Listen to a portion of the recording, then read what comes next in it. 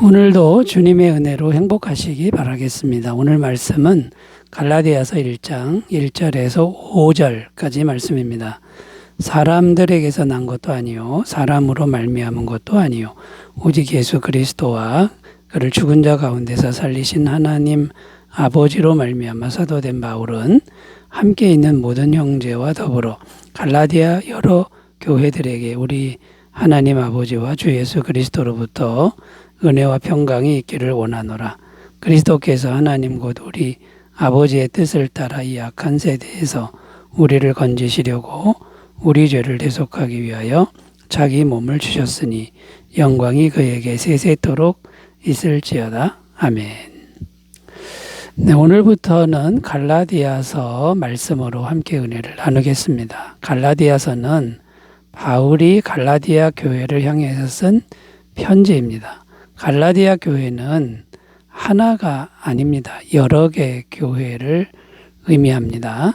2절에 보면 함께 있는 모든 형제와 더불어 갈라디아 여러 교회들에게 이렇게 표현하고 있습니다.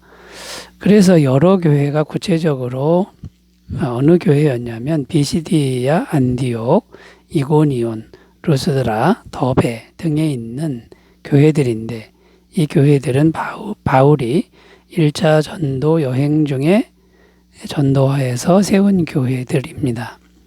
갈라디아서는 교리서로 분류가 되는데 성경에서 교리서라고 하면 기독교 교리를 논증하는 책이 바로 교리서죠. 로마서, 고린도전서, 고린도후서, 그리고 갈라디아서 이렇게 네 권이 해당이 됩니다. 교리서라고 했는데 기독교 교리는 무엇입니까? 이신득의의 교리입니다. 믿음으로 구원을 받는다, 의로움을 받는다 이런 뜻이 이신득의라는 교리입니다. 구원은 오직 예수님이 완벽하게 완성해 놓으신 것을 믿음으로 받아들이는 믿음은 받아들이는 건데 받아들이는 것으로 구원이 된다. 이것이 이신득의이죠. 그런데 갈라디아 교회들에게 문제가 생겼는데 율법주의자들이 들어와서 이신득의의 복음을 훼손하는 일이 생겼습니다. 율법주의는 어떤 것이냐면 예수님을 믿어도 믿음만 가지고는 부족하다. 구원을 받으려면 부족하다. 믿음에다가 율법을 행하는 것이 반드시 있어야 구원을 받을 수 있다고 주장하는 사람들입니다. 그래서 바울은 이렇게 편지하는 겁니다. 7절 말씀 보면은 다른 복음은 없나니 다만 어떤 사람들이 너희를 교란하여 그리스도의 복음을 변하려 함이라. 무슨 말입니까? 바울이 전한 복음, 곧 이신득의의 복음 외에 다른 복음은 없다. 이런 말씀이고요. 갈라디아서를 통해 이 이신득의의 복음을 다시 한번 확증하는 그런 내용이 전개가 됩니다. 갈라디아서는 이런 배경하에서 쓰여진 책인데요. 오늘은 서론 부분으로서 갈라디아 교회의 설립 배경과 상태와 특징들을 알아보면서 은혜를 나누겠습니다. 첫 번째, 갈라디아 교회가 어떻게 생겼는지 살펴보면요.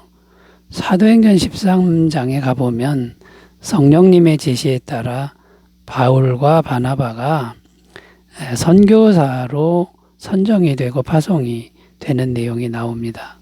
이 바울과 바나바가 수리아 안디옥 교회에서 출발합니다. 출발해서 비시디아 안디옥으로 가서 회당에서 복음을 전했습니다. 그런데 유대인들이 아주 심하게 방해를 한 겁니다.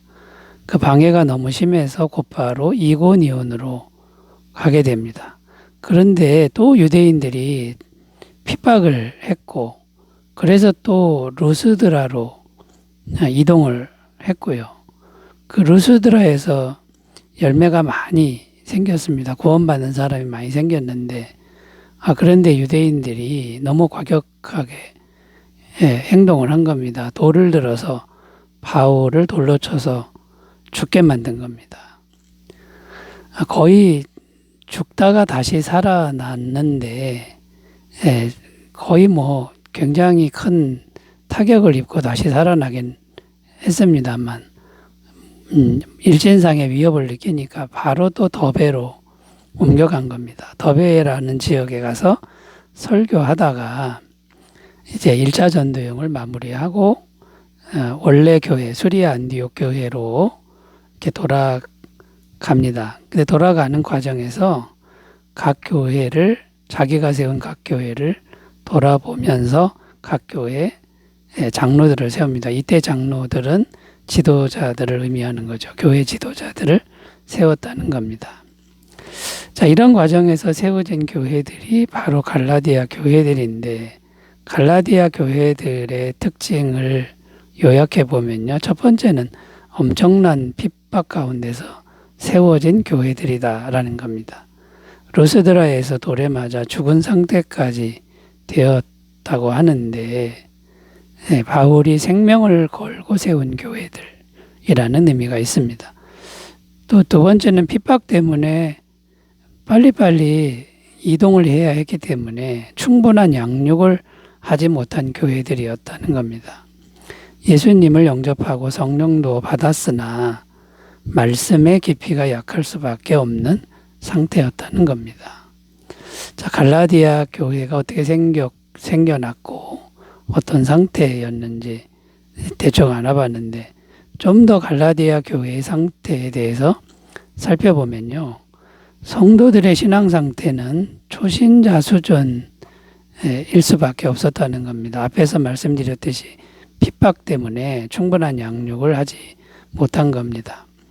이때 들어온 세력이 율법주의자들이었습니다. 오직 믿음으로만 구원을 받는다는 것이 바른 복음인데 믿음으로 구원받는다는 교리를 충분히 이해하지 못한 상태에서 율법주의자들이 들어와서 예수를 믿어도 율법의 준수를 해야 한다. 특별히 할례는 꼭 받아야 한다. 이렇게 주장했습니다. 그리고 많은 사람들이 여기에 미혹되었다라는 겁니다. 원래 갈라디아 교인들은 대부분 이방인들이었는데 이방인들은 예수님을 믿기 전에 인간의 행위를 열심히 행하는 사람들이었다는 겁니다. 그리고 그게 당연한 문화였고 또 제사도 정말 열심히 드린 사람들이었다는 거죠. 그러니까 율법을 준수하는 것이 어떻게 보면 더 익숙한 사람들이었는데 이런 사람들에게 율법의 준수를 강조하니 많은 사람들이 넘어갈 수밖에 없었다는 겁니다. 여기서 우리가 좀 더 생각할 것은 율법주의는 오늘날 우리들의 교회 안에도 많다는 것입니다. 오직 믿음으로 구원을 받는다, 충분하다, 이걸 제대로 이해하지 못한 사람이 많아서 예수님을 믿기는 믿어도 율법적인 행위, 도덕적인 행위를 반드시 해야 구원을 받는다라고 생각하는 사람들이 의외로 많다는 겁니다. 여기서 먼저 이신디기의 진리의 결론을 말씀드리면요.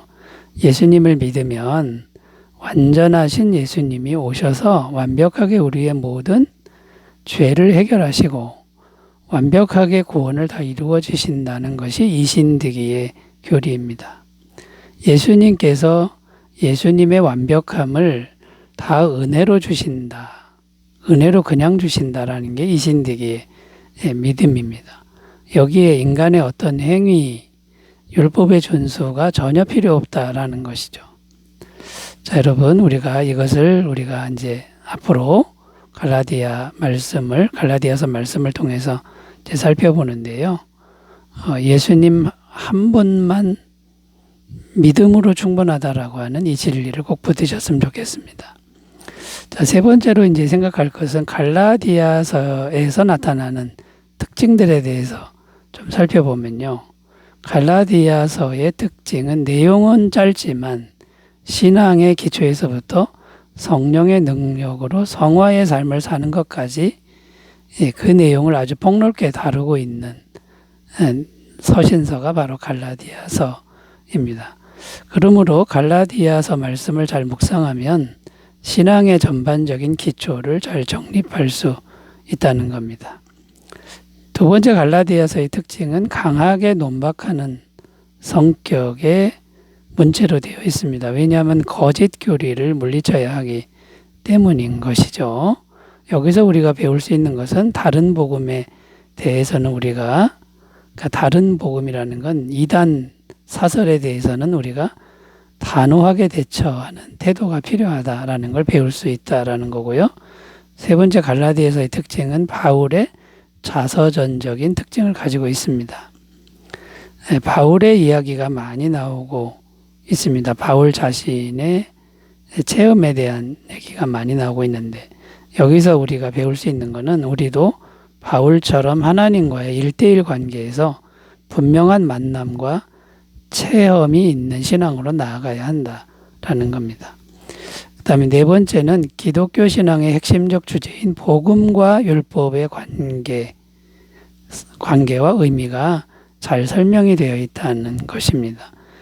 율법과 복음과의 차이가 무엇인지를 잘 정립하기만 하면 엄청난 신앙의 성숙이 있게 된다라는 것이죠. 그래서 갈라디아서 말씀을 잘 묵상하는 게 중요합니다. 다섯 번째 특징은 교리뿐만 아니라 신앙의 실천적인 면도 말씀하고 있다는 겁니다. 즉 기독교 윤리가 무엇인지를 말씀하고 있는데요. 교리만 무성하고 실천이 없는 신앙은 죽은 신앙이다. 이것을 꼭 기억하셨으면 좋겠습니다.